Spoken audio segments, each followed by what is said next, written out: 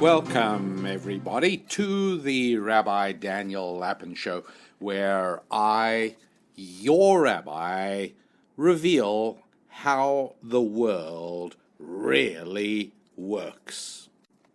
And who do I specifically welcome? Well, you happy warriors. That's how I think of you. Why do I call you all happy warriors?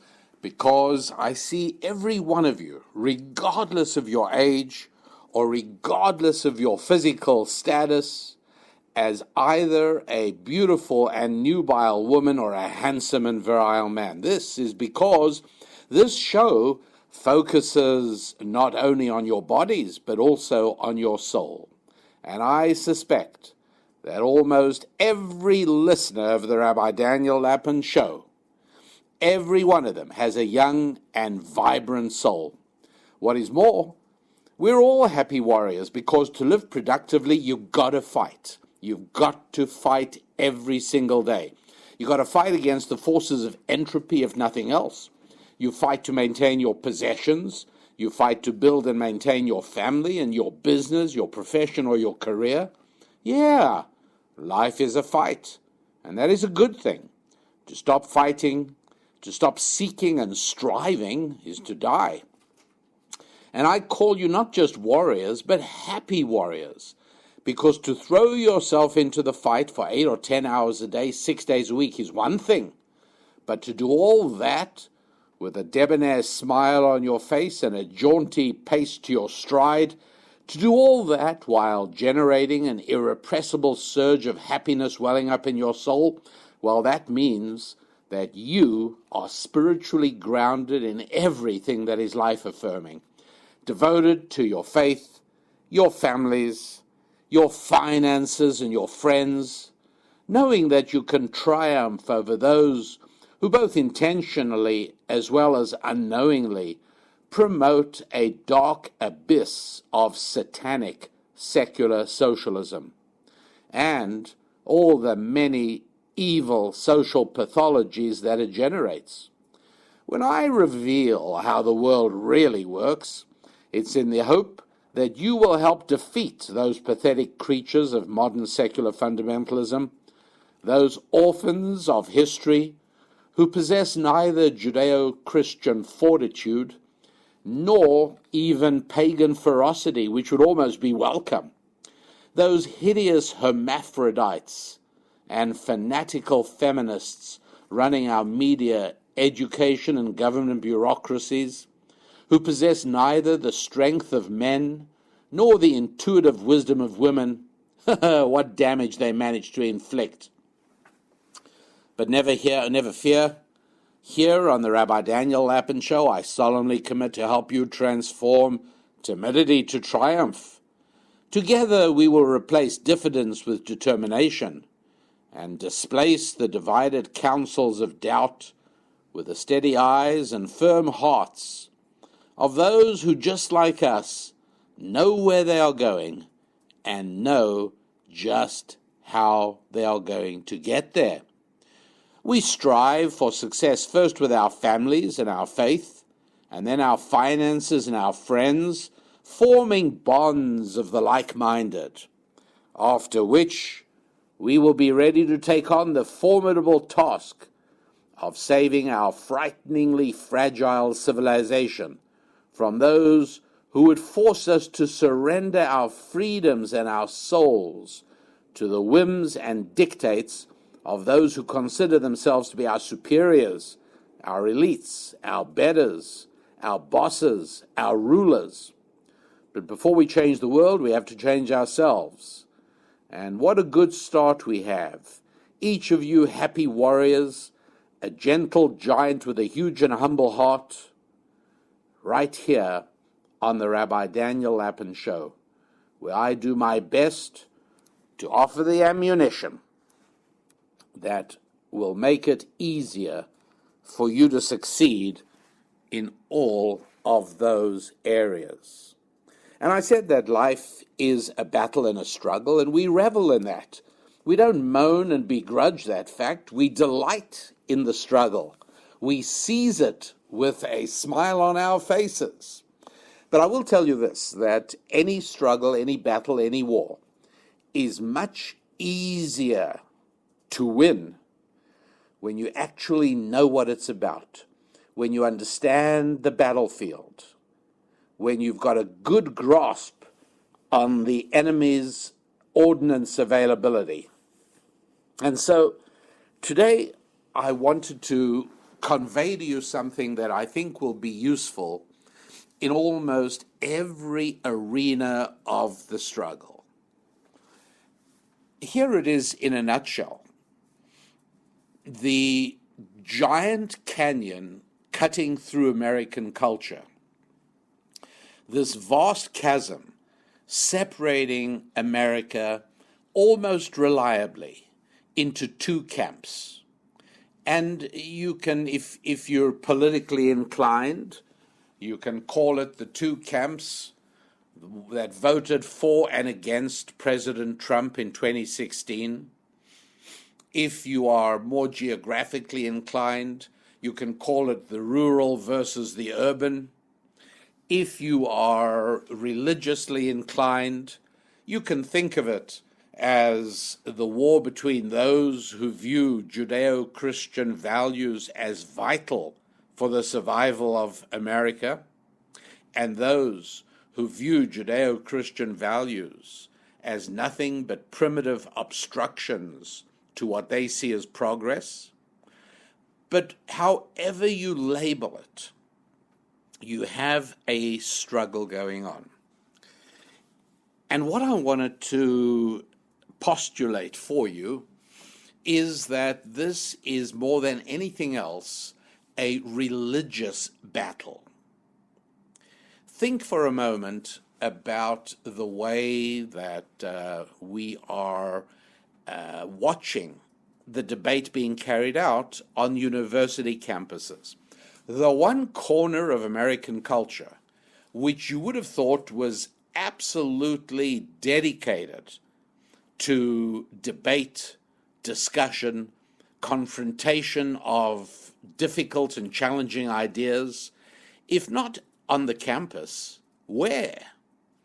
And yet, what we find is that whenever conservatively inclined speakers show up at a university campus, they are reviled, they are vilified, they are silenced, they are yelled down, they are subjected to riotous behavior, and freedom of speech, forget about it. There's nothing like that. And in my particular case, and I've spoken about it in an earlier show, when I was invited to give a speech in Northern California, yes, completely shouted down, blocked. There was absolutely no way that a group of people, it was a small minority, by the way, of the people who'd actually arrived to hear the talk, but they managed to literally shut it down. Now, what sort of political debate is this? Right? In a political debate, you argue, and if you think of liberalism in America over the years, liberalism was at the forefront of abolishing censorship and freedom of speech.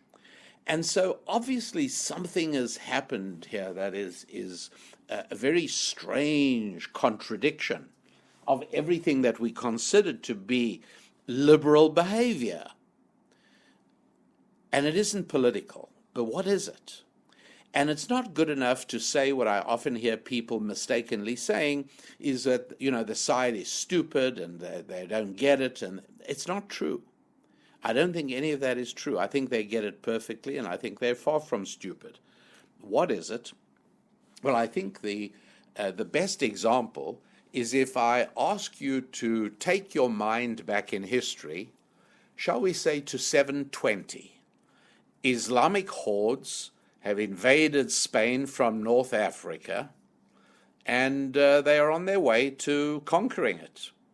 And just then, a elderly Catholic priest steps out of his church and confronts the rabid mob, and approaching the group that appear to be at the head of the mob, he says to them quite reasonably, "Gentlemen, why don't we go into the church, let's sit down and have a symposium that will be of value to everybody.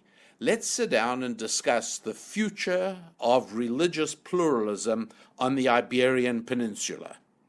Well, how does the Islamic mob react? Well, it's very simple. We don't have to speculate. We can just look at the historical record. They took off his head. And when they took off his head, they damaged his church and converted it into a mosque. And then they went on to the next town. My friends, when you are engaged in a religious debate, you don't ever give the microphone to the other side. Never. Because you're not interested in a debate. You are interested in victory. Essentially, anyone who doesn't agree with you, if the war is religious, anyone who doesn't agree with you is a heretic. And we don't give heretics the microphone. I don't know of any rabbi or pastor who would welcome an ardent and flaming atheist to give a speech in his church or synagogue. I certainly wouldn't. And I'm no longer the rabbi of a synagogue, but before I retired from that, and I was the rabbi of a beautiful synagogue in Venice, California, that I was privileged to plant, had a rabid and outspoken atheist approached me and said, "I'd like to give a speech in your synagogue, and you can debate me. We'll have a discussion about it." I wouldn't have said yes. I would have said absolutely not, out of the question. It's not in my interest, not in the interest of my congregation. We have nothing to gain from this. Only you have something to gain, not us. I wouldn't do it. I don't give the microphone to heretics. And that's precisely how the left behaves towards any viewpoint with which it disagrees. Our website, as usual, rabbidaniellapin.com, and I recommend that you head over there. Apart from seeing what's going on, we have a new feature there on our mind, which we just mention things that are current in the news and on our mind. We also have back issues of Thought Tools, Susan's Musings, Ask the Rabbi. You can contact me or Mrs. Lapin, and you can also visit the store.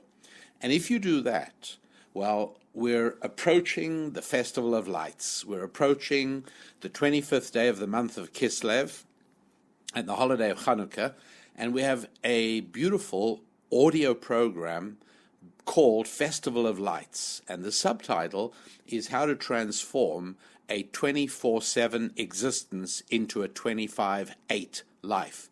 Well, of course, 25th of Kislev, 8 days of Hanukkah, there is something of relevance to day-to-day living to be found, and we explain this in that particular audio program. So take a look at Festival of Lights on the in the store section of the website, rabbidaniellapin.com. Back with you in a moment. Hi, everybody. Welcome back. It is the Rabbi Daniel Lapin Show, where I cherish each and every listener, frantically and obsessively watching the download figures, and so I'm able to enjoy the climb and growth in audience that we enjoy, which means that I have to thank all of you who are diligently and avidly helping to promote the podcast by letting other people know about it. People who you think are like-minded, people who would derive some benefit from it. At any rate, whatever you're doing is working. I really appreciate it. And I've also received some charming emails from people talking about how a friend alerted them to the existence of this podcast and how they were skeptical. They didn't really think they were interested in anything a rabbi would have to say. but they're just writing to tell me, to the contrary.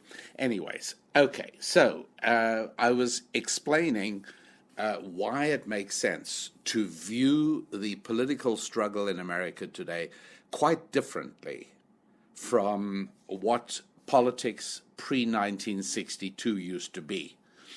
And it's not the Kennedy assassination a year later or anything. It's just a generalized period I take as the demarcation between an America comfortable with its Judeo-Christian heritage and an America torn in two, no longer one nation under God.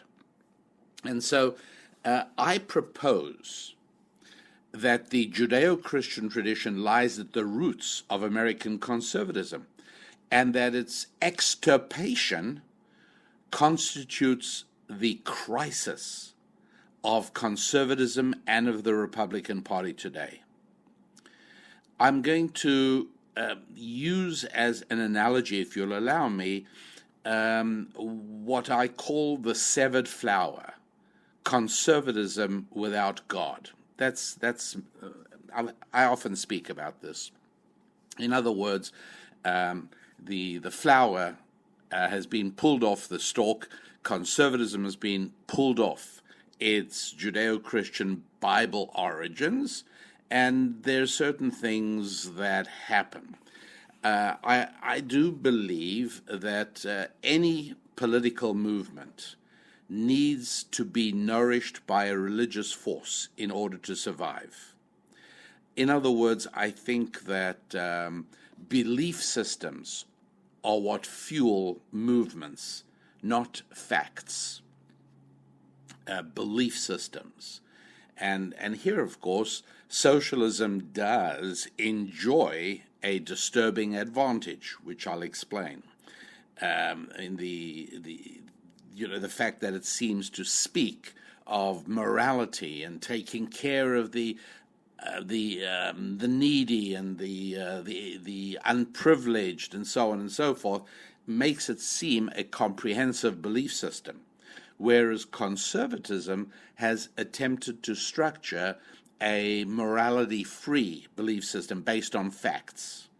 And I've got to tell you that Crusaders will always beat accountants.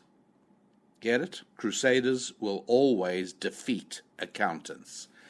People who are fueled by a deep belief, wrong as it may be, but if there is a belief system, it'll beat a fact-based system when it comes to movements. So, as I said, I think any movement needs the nourishment of a religious belief system behind it in order to survive and certainly to thrive. The problem is that today, in the political crisis in America, conservatism has to battle not only the natural forces of entropy, meaning that conservatism is concerned with building and sustaining. Socialism, at its root, is revolutionary. And anybody knows that it's much easier to break something than it is to fix something or even maintain something. And that is one of the natural, inevitable problems of conservatism. Spiritual gravity goes against it. The spiritual gravity favors the socialism side of the struggle. But it's not only that.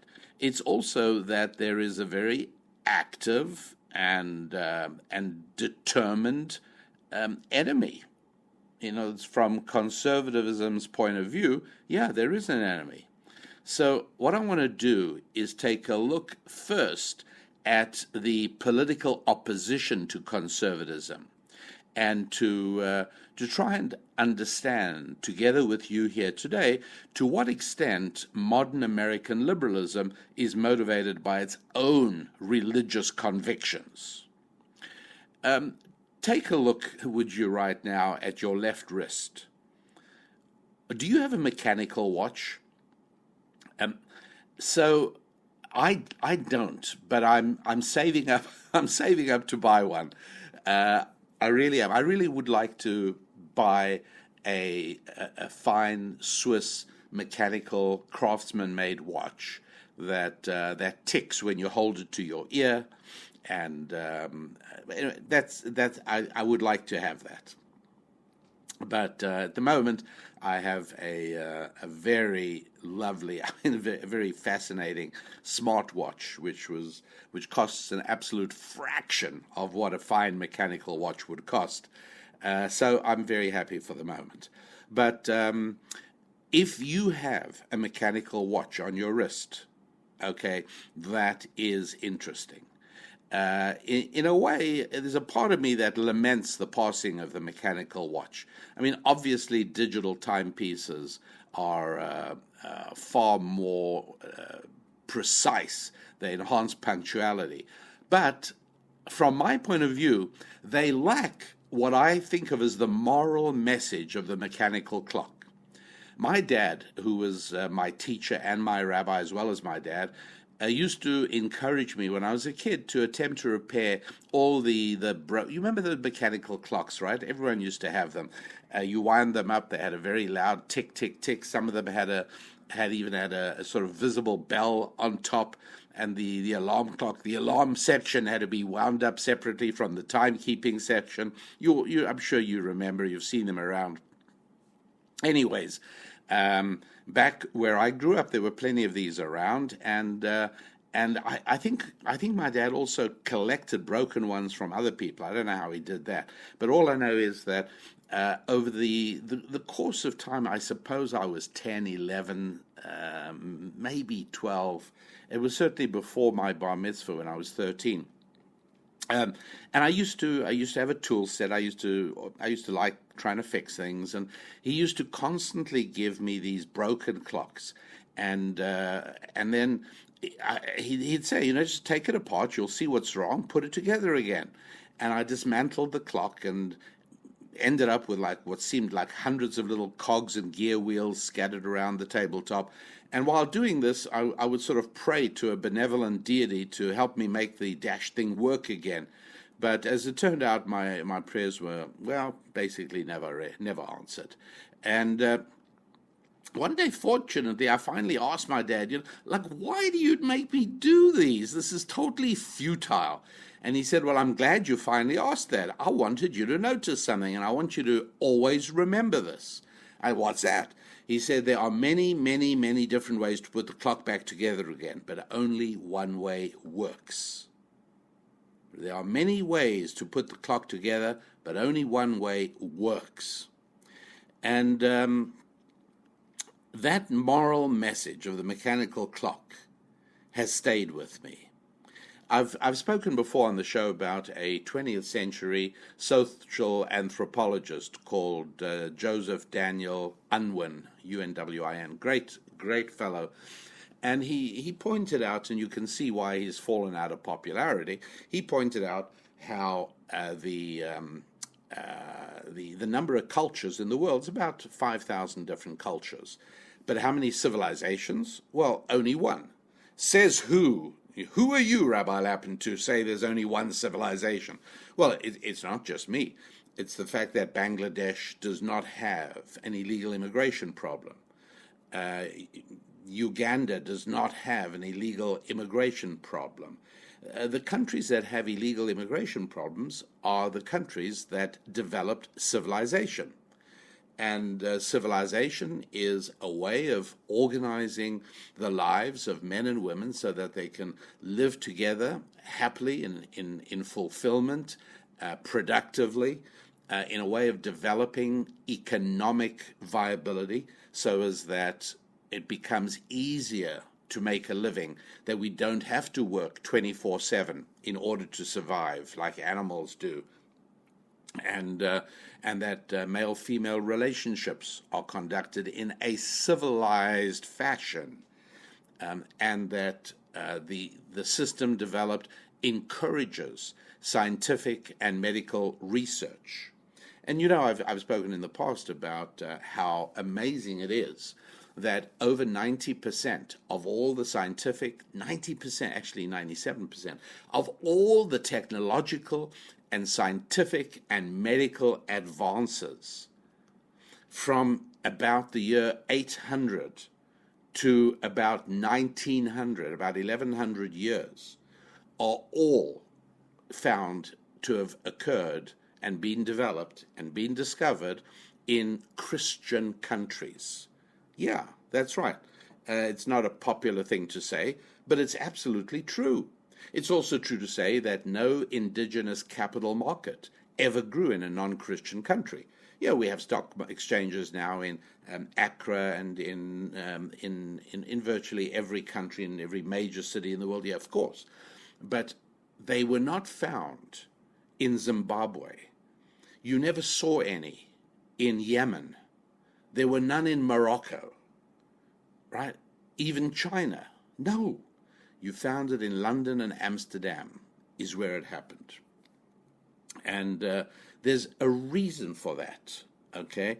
I am saying that Christianity lies at the heart of a very unpopular and politically incorrect phrase today, Western civilization, which I know is a sort of shocking statement, but one that I think is very important. And so that's what the moral message of the mechanical clock was that my father taught me. Lots of ways of organizing human society, and that like 5,000 different cultures. And there's tribalism, and yes, in many parts of the world it's lasted for a long time. But no tribal society has figured out how to build a bicycle factory, let alone an integrated circuit fabrication plant. So certain systems, one in particular, encourages the development of human society and human beings. Okay, quick break, and I will return in just a moment. The website, rabbidaniellapin.com, okay? rabbidaniellapin.com. And take a look, if you would, at a beautiful 1-hour resource. You can download it quickly and easily and inexpensively. It's called Festival of Lights, and it is the subtitle is How to Transform a 24/7 existence into a 25/8 life. I think you'll enjoy it, and particularly in this time of the year where people are thinking of the lights of Hanukkah and the way the cities around the country and the towns around the country put up extra lights to celebrate Christmas. A good time to listen to Festival of Light. Okay, back with you in just a moment. Your rabbi, that's me, Rabbi back with Daniel me, Lapin. Your rabbi, Rabbi Daniel Lapin, revealing how the world really works. And one of the ways it really works is that we acknowledge reality. Some of the realities we've looked at so far is that not every culture is a civilization, that beliefs can be more important than facts. Things you believe more important in shaping your life and the life of a society than things that are known. So, look, I'm not claiming that a nation whose head of government is a prime minister rather than a president is worse than, say, the United States. I'm not saying that. But I'm saying that certain fundamental principles of social organization are universal. Also, a caveat here, let me just make sure you understand that when I state that there's only one possible set of principles for organizing society, I'm not guaranteeing at all that the many various people who do believe in that set of principles will in practice all be able to cooperate harmoniously. Let me give you an analogy, if I may. Let's find a nice urban gang, right? Should we find a street gang? Let's assume for the moment that something like that can be found in your city. And we gave this gang the task of destroying a hotel, right? Choose a Sheraton or a Holiday Inn or a Westin in your town, and now give a local street gang with, shall we say, 50 hoodlums in it, give them the job of destroying that hotel. How long do you think it would take them to reduce that building to rubble? I don't think it'll take very long. I think it'll happen quite quickly. I think that they'll enjoy doing it. I think that they'll break the glass and they'll light things on fire and they'll hammer away at stuff. I think they'll reduce the building. If that's the task, they'll reduce the building to rubble. And what's more, I will tell you something else. They will all be unified in that orgy of destruction. It forms a brotherhood. When you destroy things together with other people, it forms a connection. You're all in this together. Obviously, building also forms a connection. I'll tell you about that. But now I've got the reverse thought experiment. Now we're going to bring in a team of architects and contractors and construction engineers, and we're going to give them all the resources. We're going to ask them to rebuild the building, right? I mean, all you have to think of is World Trade Center, right? 9/11, 2001. It took minutes to destroy the World Trade Center. What did it take? 11 years or something, or longer to rebuild? And again, all right, government involvement in Port Authority property, obviously, but still, I think we all recognize that it would take our team of architects and engineers far, far longer to rebuild that hotel that was just destroyed by the street gang. It's harder to build than it is to destroy. Unlike the complex task of construction, the single-minded pursuit of destruction produces an easy, unquestioned, inevitable unity. Our urban gang will find themselves unifying in a delirious frenzy of destruction. It'll be a delightful mutual experience. But when we bring in our reconstruction team, the sort of majestic moment of birth gets deferred during a lengthy gestation period. They're going to debate the countless ways of constructing the building and the materials and the layouts, not to mention the regulations, all the countless possibilities. And this will happen in spite of the fact that they all agree on the fundamental principles. The building needs to be constructed, it should be attractive, the structure should be stable, the cost should be reasonable. They all agree on all that. And during the decision-making process, the team, our engineers and contractors and architects, they'll appear to outsiders to be at odds with one another. Okay? Look, why would this be?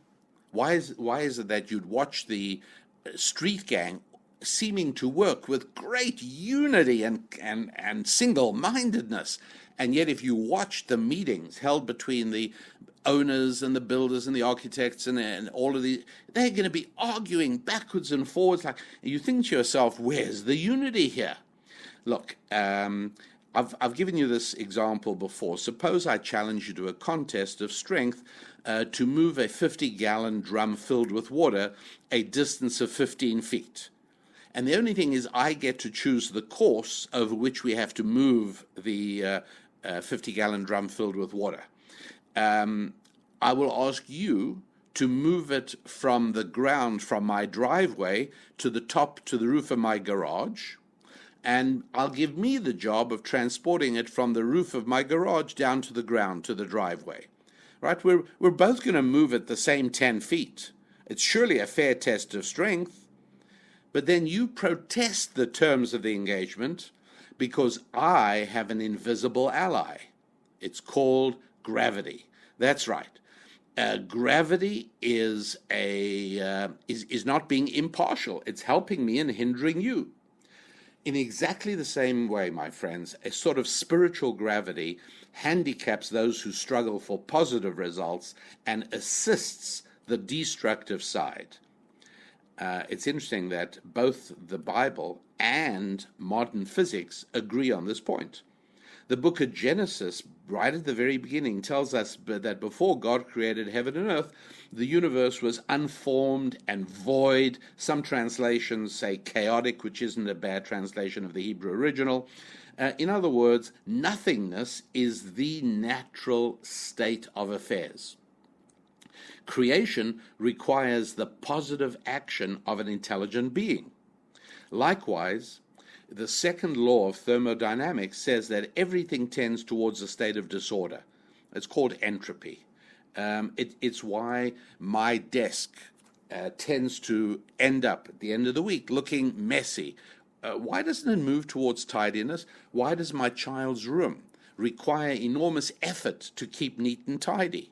Why does my garden tend to become a home to every kind of weed there is unless I put in a lot of work and energy? All of this is entropy. The universe is inevitably moving towards a state of disorder, and only with enormous infusion of energy are we able to keep that. And so darkness across the face of the deep, says Genesis, that's the natural condition. So we got to see that, perhaps, let me put it this way. There's only one fundamental set of principles on which to base a functioning society. And the forces which accept these principles will often be tragically divided about the methods and the priorities, etc. But the forces which reject the fundamental principles will be unified by their rejection. In practical terms, let me put it this way. There are two types of faith: a constructive or positive faith, which accepts universal truths and permanent principles, and then there's something we might call another faith, or think of it as an anti-faith, whose defining characteristic is the rejection of those truths.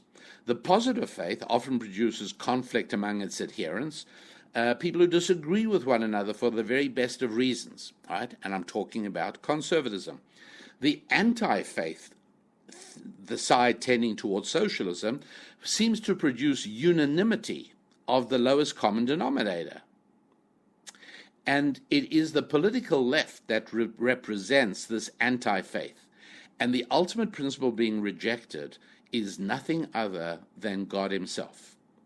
Of course, the scientific standard for the acceptance of any hypothesis is how well does it explain certain phenomena? Well, I believe that my hypothesis does this very well, and in a particularly difficult case. The congruence of opinion on the left is so remarkable, it resembles the rising of the sun. That is to say, were it not so regular and so common, it would cause us to be astonished. Think about, why would it be that most people who support radical environmentalism in all its bizarre manifestations are exactly the same people who endorse the agenda of radical homosexuality? But they are. Why would the same group who enthusiastically advocates widespread abortion rights also embrace gun control? It's illogical. Either life is important or it isn't. But you see, there is a weird, predictable agreement on the left, which is not nearly as predictable, not nearly as reliable as on the right. Why is it that people who oppose the death penalty are usually the same people who are in favor of abortion? It's another example. There's no black magic here. It's just explained by my hypothesis. Put another way, going back to my mechanical clock, there are many, many, many ways to worship God, but only one way to reject him. I think that's important. This best accounts both for the divisiveness of the conservative movement and for the congruence and apparent unity on the left. Now, some of you would readily agree with me that the left is rejectionist and destructive, but you might hesitate over my assertion that it is God that they oppose. Well, let me then further test my hypothesis in a more specific way. Let me ask how the basic doctrines of the left compare with their, if you like, biblical counterparts. See what I mean? Scientifically, would you not agree with me that if this were totally random, if I'm wrong, and there is no anti-God theme to secular fundamentalism, to modern American liberalism, then we ought to find that liberals sometimes agree with biblical social policy and sometimes do not. Maybe we'd see a 50-50 distribution, don't you think? If we just took the doctrinal positions of the Democratic Party and ran them by a biblical barometer, we should find that about half of them are pro-Bible, about half of them are anti-Bible, because if the Bible is really irrelevant to all of this, then it's a random distribution, and we should find about 50-50. So let's take a look at a few of them with this goal in mind. Now, the Bible's got some really interesting prohibitions, right? One of them, for those of you who have met me, might notice, and that is I possess no tattoos on my body, in spite of the very artistic themes from time to time that have occurred to me. I mean, I like some of the marine tattoos. I know it's a little Popeye-ish to put an anchor on your biceps, but I think I'd probably go for it. I was just more information than you want to know about your rabbi. I have no aesthetic problem with tattoos. I note, if I see somebody with a terrific, elaborate, very well done one, I usually comment. It happens to be that, I'm not driven. I don't wake up every morning bemoaning the fact that I can't get a tattoo. But it's only because it's a biblical injunction that I don't have one. And it happens to be one of the biblical injunctions that I find easier to obey than many others. Like, it's right up there about, with not sleeping with your grandmother. Right? Not getting a tattoo is not really hard for me, but it's there.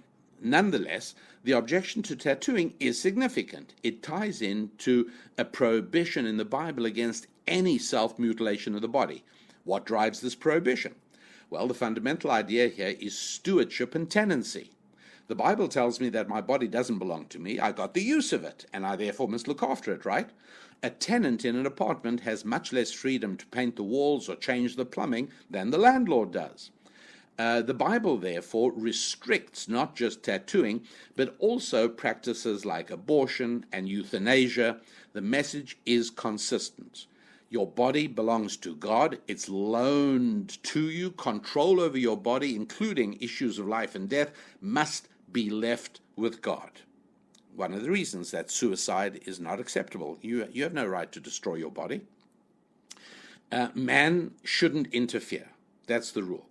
Of course, the position of the left on all of these issues helps confirm my hypothesis. Liberalism rejects the notion that God gives life. God still sort of seems to retain some control over death. So they would seize that power and make matters of life and death into questions of human choice, medical ethics. And so we now know why it is that abortion and euthanasia have to be such major themes on the left's political landscape. Of course, we also find that the exception proves the rule. The Bible gives society one measure of control over life. It authorizes capital punishment for certain crimes. Now, if human control over life and death, generically understood, were the underlying principle in the left's position on abortion and euthanasia, then wouldn't liberals fight for capital punishment as a logical extension of that principle? But instead they oppose it at every turn. The idea that vicious murderers should not walk the earth, they don't accept. Why? This moral repugnance for imposing capital punishment is best explained by my hypothesis. This is similar to the peculiar ferocity that devotees of the left reserve for the cigarette smoker in the face of their placid acceptance of other behaviors. There are many other behaviors, I don't have to be specific, that have serious health consequences. And I'm thinking back to the time of the height of the AIDS epidemic. There was never a suggestion to curtail the behavior that spread AIDS. Never. But there is tremendous obsession about curtailing the behavior that produces the diseases that smoking does. They fuel a national movement to prohibit smoking in any public building, and well, now why? By the way, do you remember at the time? I don't know if you go back to the 80s, but there were many times people tried to have AIDS tests for food preparers in restaurants, and it constantly got shot down by the left. Wouldn't you have thought that's pretty basic? People going to a restaurant, don't you want the assurance that the person, at that point, it was still believed, and I don't know the medicine of it, but it was certainly believed that bodily fluids conveyed AIDS. And there's the urban legend about waiters spitting in the food of people they don't like. Wouldn't you want to know that the food preparer and your food server do not have AIDS? Weren't allowed to run that test.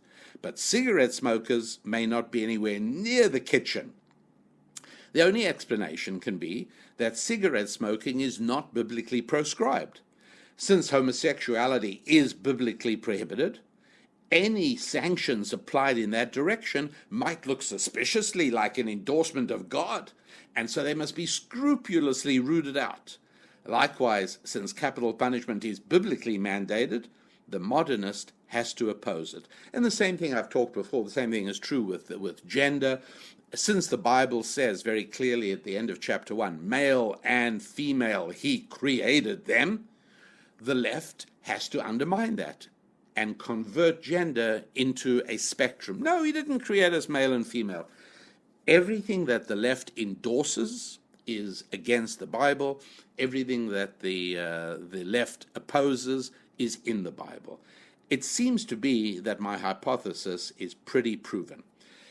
Quick pause, our website, and I know you know it already, but for the newcomers that you encourage, RabbiDanielLapin.com, RabbiDanielLapin.com, and do us both a favor, get yourself a copy of the audio program Festival of Lights, Transforming a 24/7 Existence into a 25/8 Life, and that way I will be happy to have provided you a service, receiving money in exchange. You will receive the benefits from that information whose value far exceeds the few dollars that it costs. That's the beauty of a commercial transaction, making two strangers who don't know one another happier than they were before by a simple interaction. Okay, that's me, your rabbi. Quick pause, back with you in a moment. I'm Rabbi Daniel Lapin, your rabbi, and we're back. Let's continue. Let's look at one more example, shall we? The Bible gives us a limited number of commandments, and Deuteronomy specifically prohibits adding or modifying the list of commandments, positive and negative. Likewise, Aristotle said that for a stable society, laws should be few in number and seldom changed. Compare that with the Niagara-like cascade of legislation that pours incessantly from an active governing bureaucracy that has become dominated by an anti-godly vision. Another example that illustrates the left's war on biblical themes. Notice that the beginning of all beginnings, the opening chapters of Genesis, show us a hierarchical universe. God puts mineral at the bottom of the pyramid and builds on that, proceeds day by day to add vegetables. When vegetation is created, we move one level up and we go to marine animals, and from there we go to regular animals, and then we go one level above that to man. And when man has been created, we go one level above that still to the pinnacle of creation, woman, right? Because women are the source of future life. This tells us that it is right for a man to dedicate himself to providing for a woman, because the whole pyramid, the whole hierarchy of creation works that way. There's nothing wrong with minerals devoting themselves to sustaining plants, right? Earth sustains a tomato plant and an avocado tree. Exactly right. And vegetables devote themselves to sustaining animals, and animals devote themselves to providing for the human race.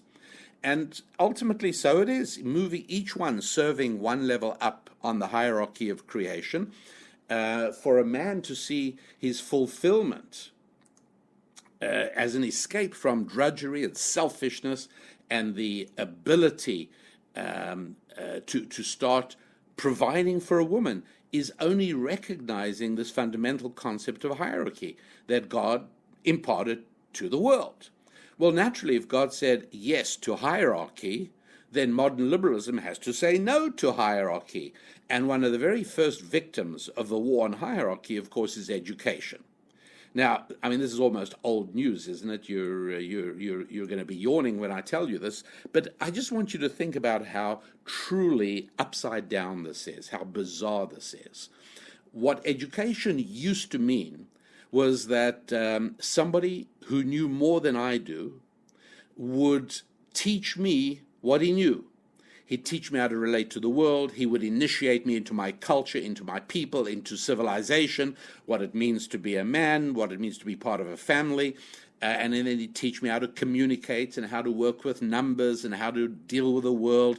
He could only do this because he occupied a niche above me, right? He was my teacher, maybe a parent. What did the war on hierarchy accomplish? Well, this was, again, after 1962, later in the 60s. For the first time in the entire American experience, students grade teachers. Isn't that amazing? What's more, students tell teachers what to teach. How do you explain this? How do you explain that professors at universities teach what students want them to teach, and then they're graded by the students? It only makes sense in one context, the overthrowing of hierarchy. Of course, hatred of hierarchy also explains better than any other notion the unarguable enmity that the left has for the military. Because if there's one thing upon which military success rests, it is the concept of hierarchy. And just in case we didn't understand that, the book of Exodus explicitly calls God a man of war. War is admissible, the Bible tells us. There are certain things which can only be resolved by war. And when war does come, you'd better have a hierarchy in place because nothing else will work. You may remember, again, back in the early days, Patricia Schroeder was a congresswoman, I think from Colorado, and she devoted her life to getting women into the military, right? Just one more way of shattering the traditional structure of the military. I think, well, let me perhaps not go too much into that. Let me give you a little more evidence for the hypothesis that this debate between left and right, between conservatism and liberalism in America is God-centric. Look, whether you regard the Bible as sort of light bedtime reading or you think of it as the Word of God or you're sort of basically indifferent to it, nobody at all can miss the fundamental rule that every single human being has been granted the power of choice. Right? If there's any message that comes across before you even finish the book of Genesis, every single one of us has been given the ability to make his own decisions. Think of the first murder, right? Abel was murdered by Cain. Cain is not gently excused on account of traumatic potty training, and I'm being ridiculous, but there is no excuse provided. There's not even a divine investigation into what made him do it. It's irrelevant. As long as we know he did it, he's going to be punished. The population of Sodom is not a victim of its environment. The city is wiped out because everybody is accountable for their actions. And, it's not a case of thoughts and motivations, right? We don't get punished for thoughts by people. We don't get punished for our motivations. Only God knows these. But for behavior, we get punished. What's the position of the left on this? Absolutely predictable. They give us an unbelievable proliferation of mental and social disorders because they want reasons other than free moral choice to account for why people behave the way they do. If God said personal accountability, the left has to say no personal accountability. Just look at the social disorder that inevitably springs from the seemingly small decision. And the final and most significant conflict between the Bible and the left, and that is how you answer the three fundamental questions of life. Where did we come from, where are we going, and what are we supposed to be doing in between? Have you noticed that any innocent little kid always asks you these questions if you have the good fortune to be seated next to a kid on a plane? Where did you come from? Where are you going? What's your name? How old are you? In other words, tell me about what you are doing. And adults say, what do you do? It's one of the things we ask one another, what work do you do? It doesn't just mean how do you put bread on your table. The question really is trying to relate to the spiritual reality of you. As to where we came from, again, only two possibilities. Think of it this way. Let me sort of characterize it as you got to decide whether we came from apes or angels. That's it. Take your choice. You want to wait for proof? I'm afraid that life calls upon you to make a commitment before the proof is in, just as it always does. We marry before we know every last knowable detail of the person we're marrying.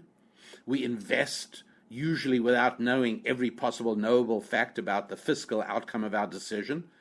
In exactly the same way, we got to decide where we're going. The choice is, again, only two: the godly choice and the anti-godly choice.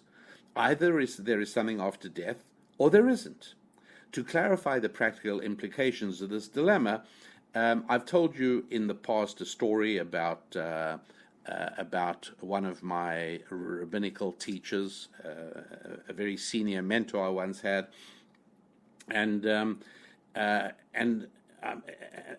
I've mentioned it a number of times, and I don't think I'm going to retell it now, but the bottom line of it is that there are real practical implications. How you raise your children, the decisions you make, how you live your life, your spirit of optimism or pessimism, many, many, many of these things flow from how you decide that basic question. In other words, if I were to say to the population of America, look, you have to make a choice. You absolutely got to make a choice on this. You can't sit on the fence. You cannot take a third. I'm forcing you to choose one of these two alternatives. It's okay if you say, well, I'm not sure I agree with it, but I tend to side more with the people who are on that side. You can take a look and see which people are going to which side. One side says we are on this earth because God created us in his image and put us here. All people who prefer that view go stand on that side. Doesn't mean you all agree on all the details, but you got to choose. The alternative is by a lengthy process of unaided materialistic evolution, primitive protoplasm turned into bookkeepers and ballerinas. Okay, those are your two choices: a total godless materialistic view of reality, or God created us and put us here. No third choices. You got to decide which way you go.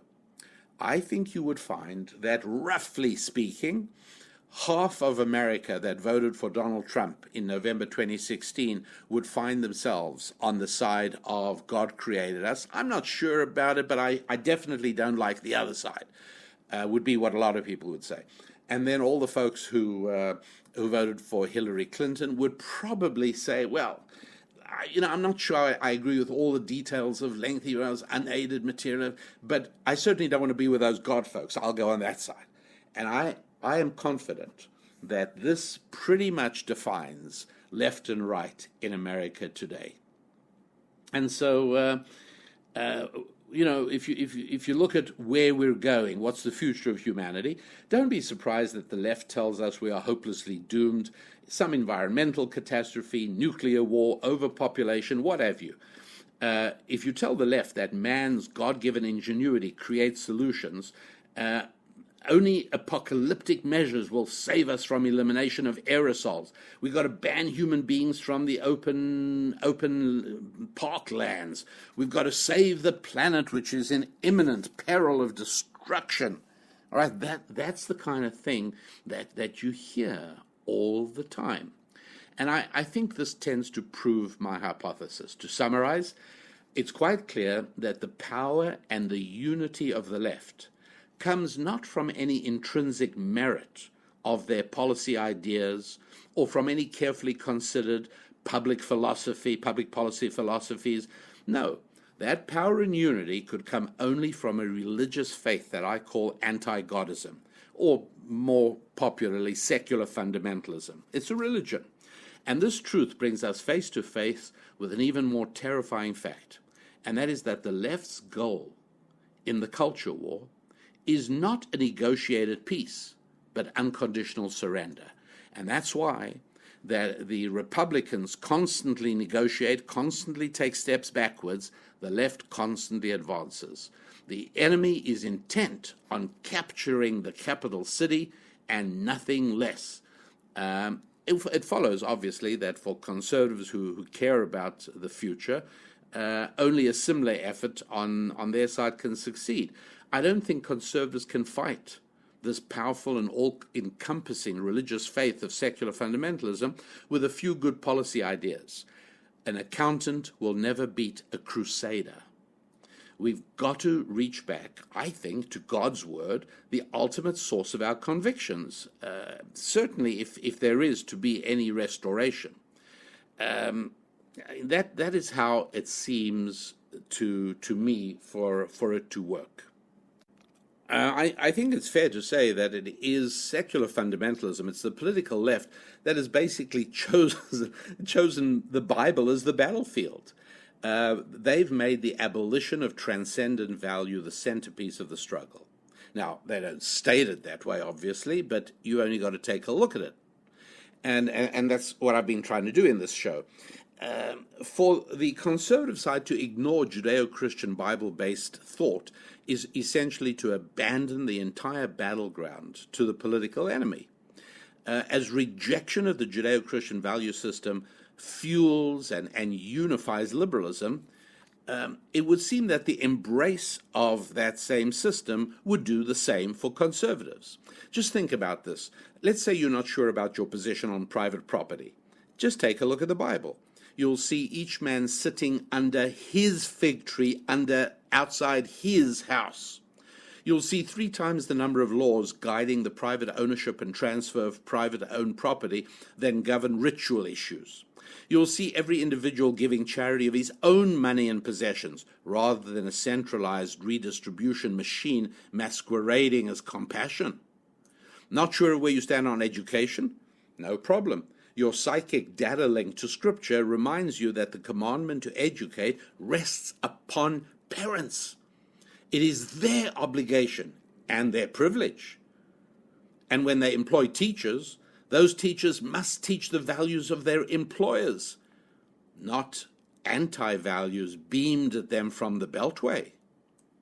How do you feel about abortion, public endorsement of homosexuality, the military, the criminal justice system? All of these and others are illuminated with laser-like clarity when seen through the lens of the Bible. Well, that's probably about as far as we can go. This is a big topic, but I'll just wrap up with a reminder of what I was talking about at the beginning. I said I would tell you at the end, the severed flower. You know, I've got this beautiful rose flower on a bush at the back of my garden. People come and see it and smell it, and they bend down and look at it. It's gorgeous. I think to myself, you know what? Why make people drag all the way through the garden? I clip it off the bush, put it in a vase of water, and put it on my dining room table. And oh, do I think I'm smart? Now people can come into my house. They can smell the rose. They don't have to walk all the way through the garden. It's fantastic. Really, everything is terrific. I'm so impressed with me. And day 2 comes, and I'm still impressed with me. Day 3 comes, and it's starting, the petals are drooping, and day 4 it's dying. Day 5 it's shriveled and brown. It's all gone. The severed flower doesn't really work, my friends. In the garden needs to graft the flower back onto its plant, and it'll bloom again once it's connected to its roots. It'll flourish and attract visitors again. But conservatism, I believe, has been detached from its Bible-based Judeo-Christian origins. And there's been an attempt to turn it into a wonkish system of policies that make sense. But remember, accountants never beat Crusaders. And the only way I see to restore conservatism is to regraft it back on to its original biblical values. I realize that that's going to upset a whole lot of secular conservatives, and there's much more to discuss on this. Perhaps I'll do it on another show. There's issues of social and economic conservatism. Can those things really be separated? I'll explain why not. But right now, I do believe this provides us with I hope it provides us with a helpful lens through which to understand a little bit of what's really going on in the culture today. Thank you very much indeed for being part of the show. The website is rabbidaniellappin.com. The product is Festival of Lights. You know what to do, rabbidaniellappin.com. And I wish you a very fulfilling week of good times with your friends, with your families. Yes, it is actually just before Thanksgiving that I am recording this show. So good times with family and with friends. And yes, good times with God and with your finances. I'm Rabbi Daniel Lappin. God bless.